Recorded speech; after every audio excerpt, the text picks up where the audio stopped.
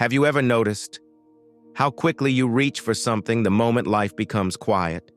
A phone, music, a screen, a voice in the background, almost anything. So the silence does not last too long, because when the world grows still, something else begins to move. Not outside, but within. And that quiet encounter can feel strangely uncomfortable. We often tell ourselves we want peace. We say we are tired of the noise, the rush, the constant demands.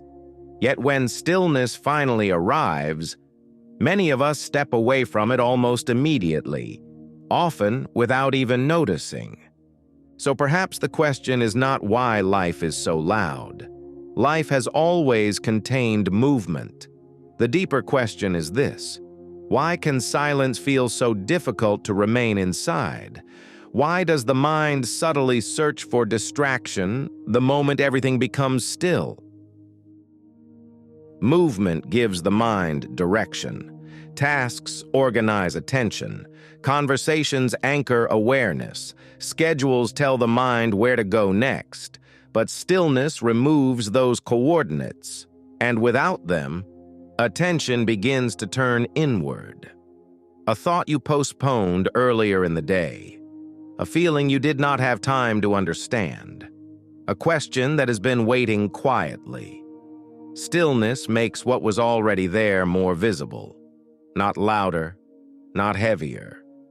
Just harder to look away from.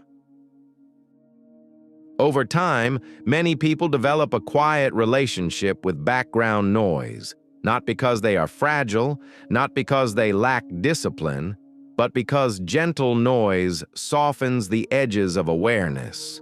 A constant stream of input keeps deeper material slightly out of reach.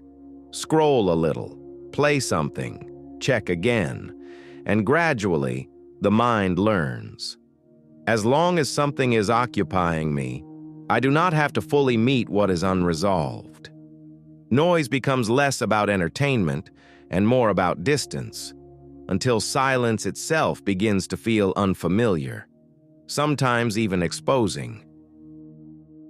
Because in true stillness, there is very little standing between you and your own awareness, no role to perform, no immediate problem to solve, just observation. You begin to notice the pace of your thoughts, the tone of your inner voice, the quiet tensions you carry without ever naming them. So the mind does something intelligent.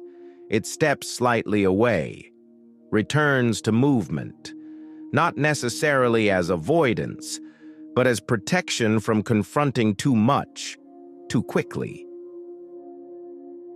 So if stillness feels uncomfortable, it may not mean something is wrong with you. It may simply mean that stillness is honest. It does not distract. It does not filter. It reveals. And the human mind has always preferred gradual revelation over sudden exposure.